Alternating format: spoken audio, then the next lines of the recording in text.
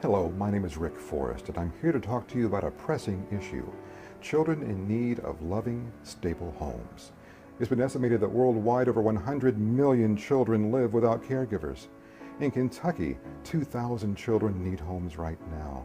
And in 1 year, Kentucky had over 18,000 documented cases of child abuse and neglect. Do these numbers surprise you?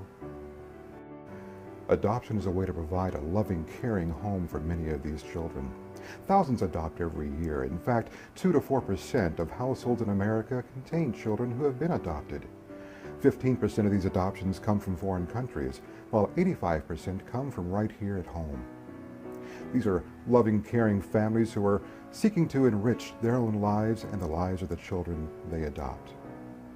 These numbers are growing every year. Does that surprise you? We have some adoptive parents with us here today who want to share their heartfelt and moving stories with you. As you hear their stories, we'd like you to ask yourself this question: is adoption a means to solve a problem both here and abroad? Well, we at Adoption Bridges of Kentucky think the answer is yes. There are many myths about adoption. Some of these myths include birth mothers are generally teenagers. Single parents cannot adopt.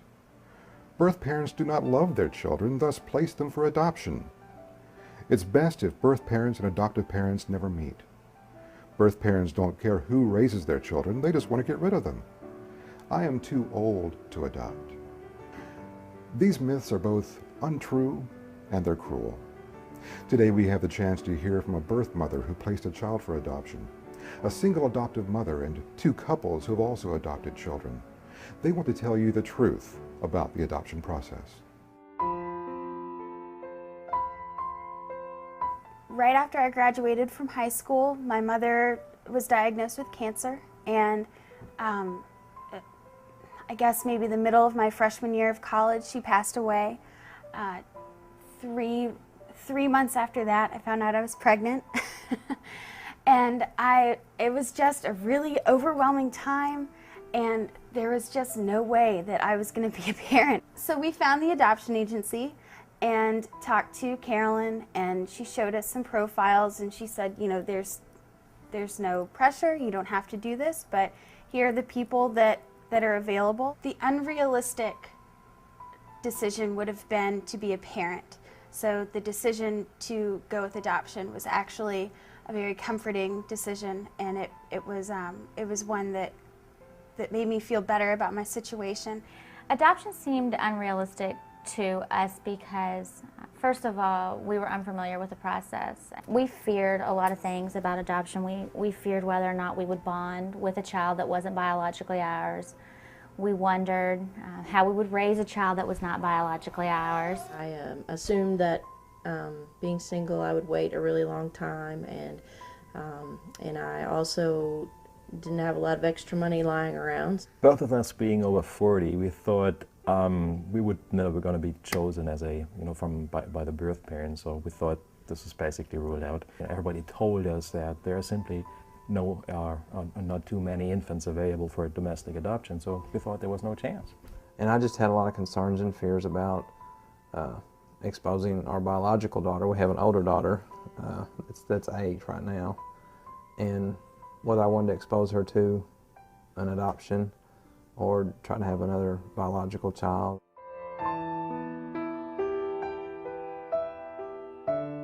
I think the first challenge was to convince my boyfriend that adoption was a good decision and a decision that we could live with and that he would eventually be comfortable with. But when we went into the agency and looked at the profiles of all of the people that wanted children, he saw all of the people that need children and were in a better position to have children than we were, and he felt a lot more in control of the situation. The adoption came through really quickly, so I was unprepared financially and had to kind of work really hard and quickly to get money together so that I could go through with the adoption. Other challenges were that it was an interstate adoption, so I worked with 2 agencies, 2 lawyers. I was out of state for 5 weeks, living in a hotel and renting a car and dealing with airlines and all those things. The most intimidating part was all the paperwork, all the background checks and the police reports and everything. Well, Cameron is considered special needs. She has a congenital disorder. It's called congenital ectodactyly, and what that means is that she has missing fingers digits. and toes. We had to get doctors' statements that we would treat her disorder. After you have done everything and you know you can't do anything anymore, you have now to wait for the birth parents to choose you. That was for me at least more challenging than the legal part or the paperwork, because it was something where I couldn't do anything. The first 6 to 8 months, her fear of food not being there, she would gorge herself. When we first got her, we were still in China. We went back to the hotel we were staying in, and we had taken snacks and bought little things to have around just to munch on, and we noticed things were missing, and we didn't see anybody eat it. So we got looking around, and she's putting them in the nightstand. And we found her little stash. Really evaluate how you're going to feel about yourself, not so much how your family is going to feel or how your friends are going to feel about it, but how you're going to feel when it's all said and done. You know, don't think so much in the present as you would think more in the future. Make sure that you understand adoption from all points of view, the birth parent's point of view, the adoptive family, and the child. I would tell people to be realistic, but also be hopeful. I would tell people to trust the process and to follow it, and not try to run around it or get frustrated, because the process works if you follow it.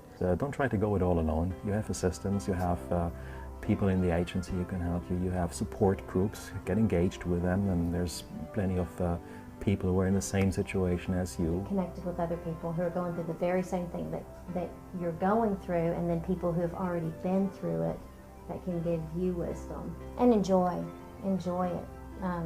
You know, enjoy the preparations and the waiting time. With the natural birth, you have 9 months to get ready, you know, and enjoy planning and dreaming of that child that you're going to hold in your arms and that's going to be yours forever. Well, the obvious reward in adoption is that we have our son.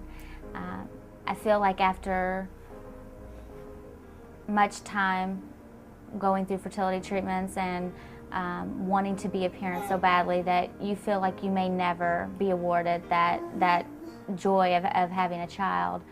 And when we brought him home, it was truly a blessing to our family. It was the most rewarding thing I can think of.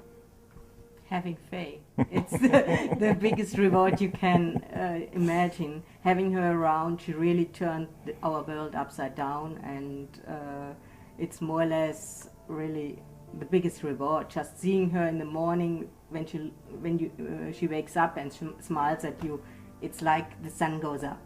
For me, it's fulfillment of who I think I was created to be. I've always felt like I wanted to be and would be a good mom. It didn't happen for me in the traditional way, through marriage. Incredible. We were there for 2 weeks and to experience her culture and to see her country, and we did get to visit her orphanage. They do not allow you to go into the orphanage setting, but they brought her friends down, and we were able to take gifts to her friends at the orphanage. Yeah, we got to visit the place that she was found, and it was 3 years to the day. The thoughts of knowing that she's here in America and she's going to have any and every opportunity that we can provide for her, and that she is no longer in an orphanage situation. What hurts our heart is that the ones we left behind is out there. You know, it was easy bringing her home, and it's easy loving her and raising her, but it's very hard to leave the ones behind.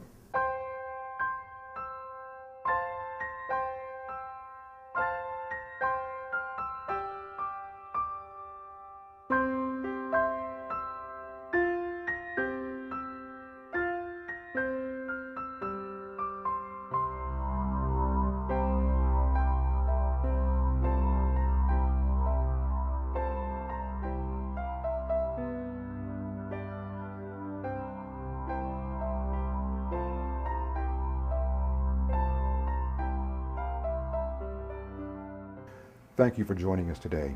I hope we've answered some of your questions, perhaps dispelled some myths you might have had, and given you a chance to reconsider whether adoption is right for you. If you have questions or concerns, please contact Adoption Bridges of Kentucky at the website or telephone number you see at the bottom of your screen. Once again, thank you for being here.